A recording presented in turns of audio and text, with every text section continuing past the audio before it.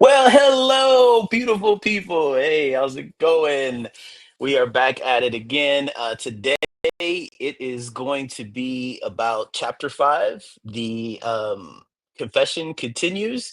That's what the chapter is called. And just really excited to keep jumping back in. I hope you guys are really enjoying this as much as I am. Just a couple of things to kind of recap if you guys are jumping in the middle. I understand. Basically, we have learned about drifting, which is so powerful. So if you haven't listened to the last chapter, please go do that, because I mean it is so amazing to understand when you have full control over yourself, and when you don't have to deal with um just being on autopilot, right? Because there's so much more difference when you're taking control of your life and when you're actually getting out there and creating purposeful action. You're not just living in your head, right? Because that is exactly what the devil wants us to do, is to just live in our head, live on autopilot, watch Netflix and just zone out essentially, and accomplish nothing in our lives. And so this level of being aware and really thinking for yourself and getting out there and experiencing life is really where it's at. And and then of course, for those of you guys who have kids, the importance of just letting kids experience things and not trying to do everything for them, which is so important also too. So we're gonna go ahead and keep going and getting back into this. Let me go ahead and get started here. 1 second, and then we'll keep going. This is going to be chapter five of Outwitting the Devil by Napoleon Hill. All right, and here we go. So let's go ahead and let's get this set up here. Hang on 1 second. Just realized something. Okay, here we go.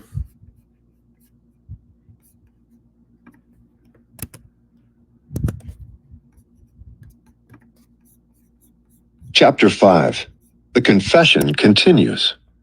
Confession If this continues. confession of yours stopped right here, your statement would be sound. But fortunately for millions of your victims who will gain their release because of your confession, this interview will continue until you have supplied me with the weapon by which you will eventually be restrained from domination of people through their fears and superstitions.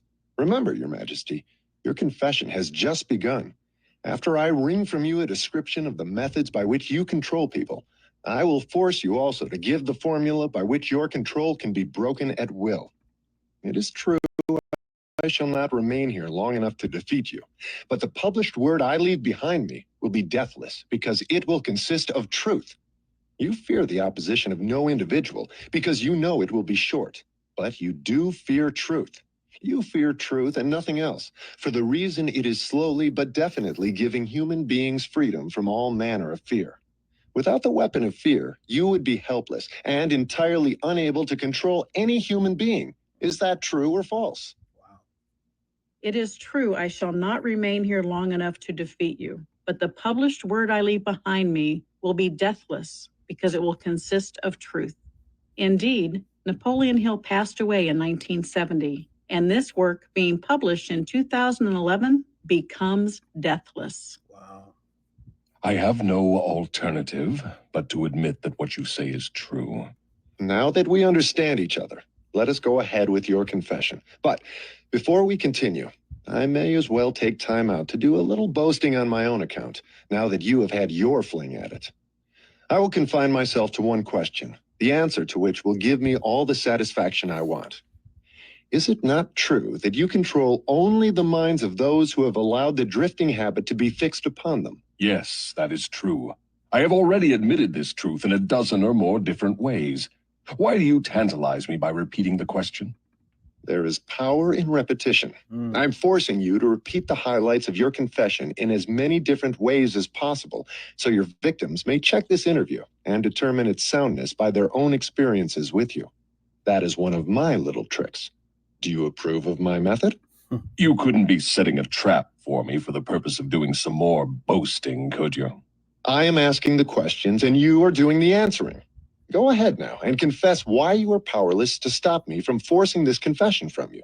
I want your confession for aid and comfort to victims of yours whom I intend to release from your control the moment they read your confession. I am powerless to influence or control you because you have found the secret approach to my kingdom. You know that I exist only in the minds of people who have fears. You know that I control only the drifters who neglect to use their own minds.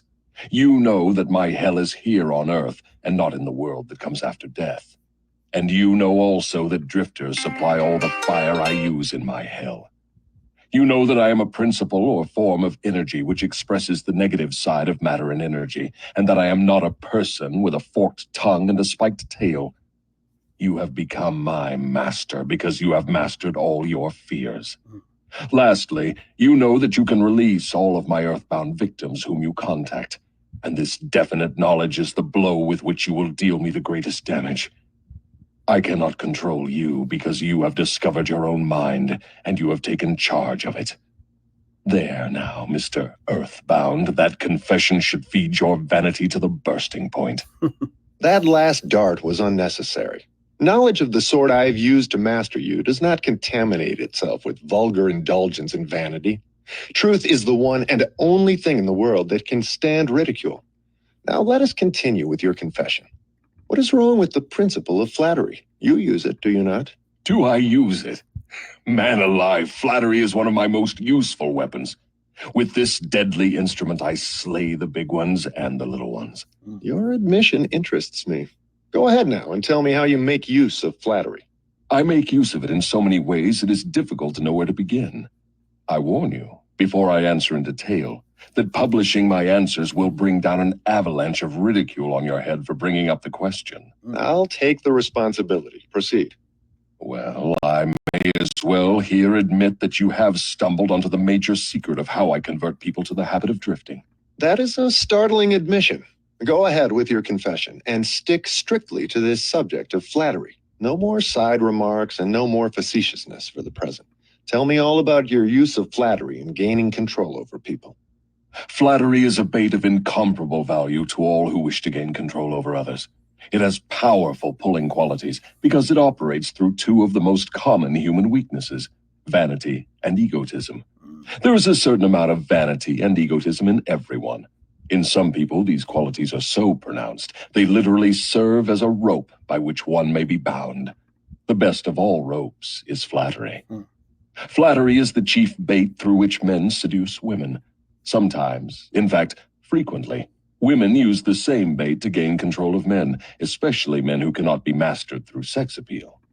I teach its use to both men and women. Flattery is the chief bait with which my agents weave their way into the confidence of people from whom they procure information needed to carry on warfare. Wherever anyone stops to feed his vanity on flattery, I move in and begin to build another drifter. Non-drifters are not easily flattered. I inspire people to use flattery in every human relationship where its use is possible, because those who are influenced by it become easy victims of the drifting habit. Can you control anyone who is amenable to flattery? Very easily. As I have already told you, flattery is of major importance in alluring people into the habit of drifting. At what age are people most susceptible to flattery? Age has nothing to do with one's susceptibility to flattery. People respond to it in one way or another from the time they become conscious of their own existence until they die. Through what motive can women be most easily flattered? Their vanity. Tell a woman she is pretty or that she wears clothes well. What motive is most effective in harpooning men? Egotism, with a capital E. Tell a man he has a strong Herculean body or that he is a great business tycoon, and he will purr like a cat and smile like an opossum. After that, you know what happens. Are all men like that? Oh no. 2 out of every 100 have their egotism so thoroughly under control that even an expert flatterer couldn't get under their skins with a double-edged butcher knife. How does a cunning woman apply her art of flattery in attracting men? Great heavens, man, do I have to draw a picture of her method for you? Have you no imagination? Oh yes, I have imagination enough, Your Majesty. But I'm thinking of the poor dupes of the world who need to understand the exact technique with which they may be flattered into the habit of drifting. Go on and tell us how a woman can harpoon rich and presumably smart men. This is a devilish trick to play on women. But since you demand the information, I am helpless to withhold it. Women influence men through a technique consisting first of ability to inject soft, cooing baby tones into their voices, and second, by closing their eyes into a half-closed position, which registers hypnotism in connection with the flattery of men. I am sure there are a few women agitated by this. In fact, I was at first. Roll your eyes and keep going. There is truth here. Is that all there is to the business of flattery? No, that is only the technique. Then comes the motive a woman uses as a lure. The type of woman you perhaps have in mind never sells a man herself or anything she can give him. Instead, she sells him his own egotism. Is that all that women use when they wish to flatter men? That is the most effective thing they use. It works when sex appeal fails. So I am to believe that big, strong, smart men can be wound up and manipulated through flattery, just as if they were so much putty? Is that possible? Is it possible? It is happening every minute of the day. Moreover, unless they are non-drifters, the bigger they come, the harder they fall when the expert flatterer moves in on them. Tell me of some of your other tricks with which you cause people to drift in life. One of my most effective devices is failure. The majority of people begin to drift as soon as they meet with opposition, and not 1 out of 10,000 will keep on trying after failing 2 or 3 times. So it is your business to induce people to fail whenever you can. Is that correct? You have it right. Failure breaks down one's morale, destroys self-confidence, subdues enthusiasm, dulls imagination, and drives away definiteness of purpose. Without these qualities, no one can permanently succeed in any undertaking. The world has produced thousands of inventors with abilities superior to that of the late Thomas A. Edison. But these men have never been heard of, while the name of Edison will go marching on, because Edison converted failure into a stepping stone to achievement, while the others used it as an alibi for not producing results. Is the capacity to surmount failure without being discouraged one of Henry Ford's chief assets? Yes, and this same quality is the chief asset of every man who attains outstanding success in any calling. In the book 3 Feet from Gold, my co-author and I interviewed more than 35 of today's top leaders, not about their successes, but about their toughest moments and how they persevered to achieve great success. For example, Julie Crone, the first woman ever inducted into the Thoroughbred Hall of Fame with 3,704 victories under her reigns, described her struggles at the beginning of her career as a jockey. Many of the horse owners simply would not hire a woman jockey. She said her motto of perseverance was, "Keep showing up." She said, "I discovered if I showed up every day and did my best, eventually they'd put me on a horse just to get rid of me." The rest is history. Julie was named as one of the toughest athletes of all time by USA Today. Her motto is a helpful reminder to all of us. Just keep showing up. That statement covers lots of territory, Your Majesty. Do you not wish to modify it or tone it down a bit for the sake of accuracy? No modification is necessary, because the claim is none too broad. Search accurately into the lives of men and women who achieve enduring success, and you will find without exception that their success has been in exact proportion to the extent that they surmounted failure. The life of every successful person loudly acclaims that which every true philosopher knows. Every failure brings with it the seed of an equivalent success. But the seed will not germinate and grow under the influence of a drifter. It springs to life only when it is in the hands of one who recognizes that most failures are only temporary defeat, and who never, under any circumstances, accepts defeat as an excuse for drifting. If I understand you correctly, you claim there is virtue in failure.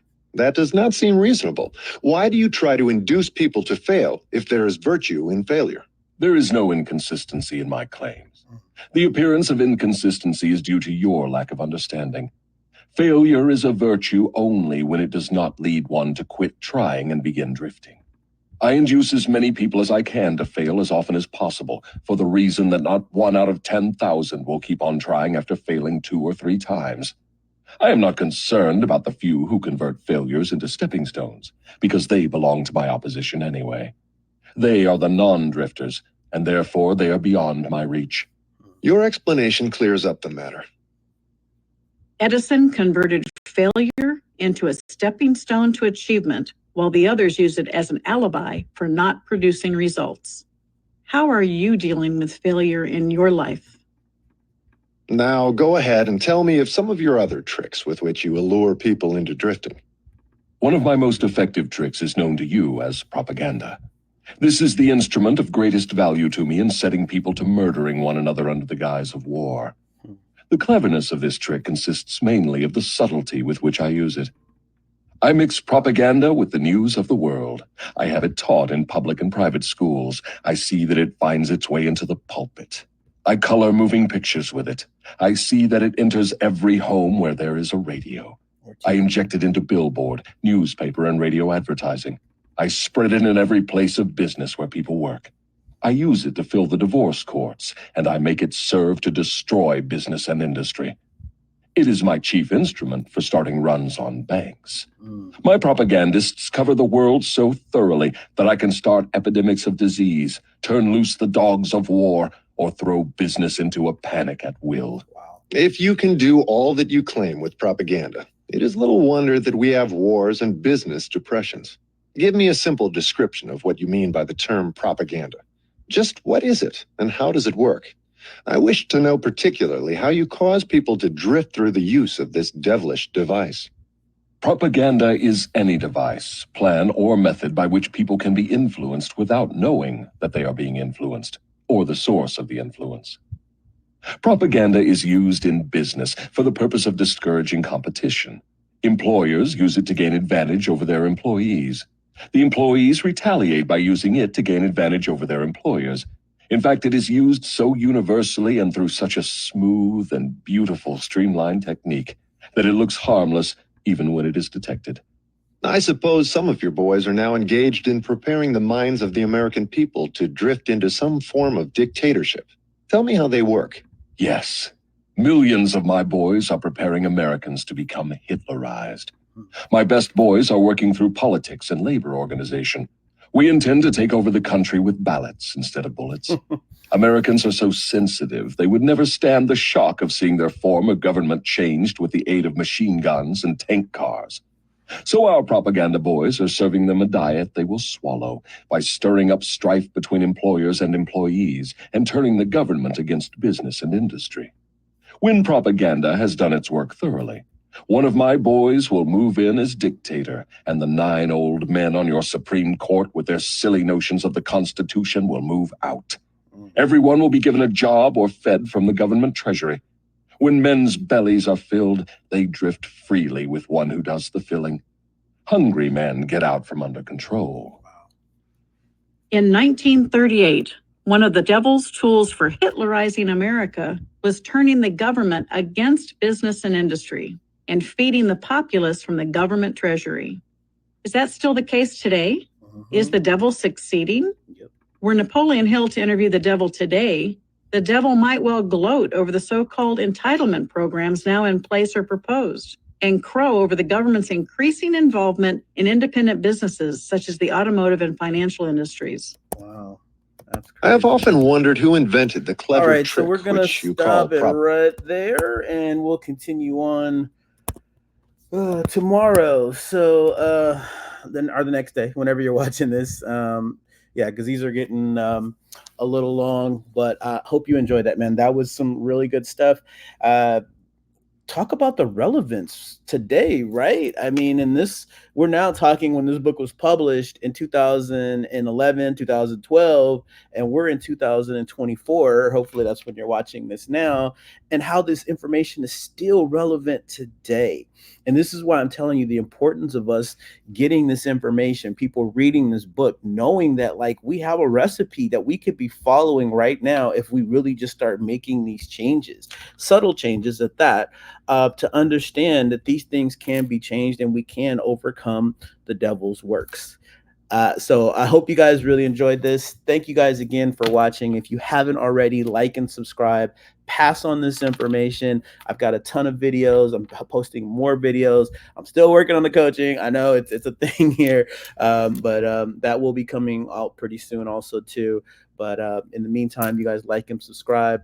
Do the comments down below, and we'll see you guys until next time. Take care. You make it a great day.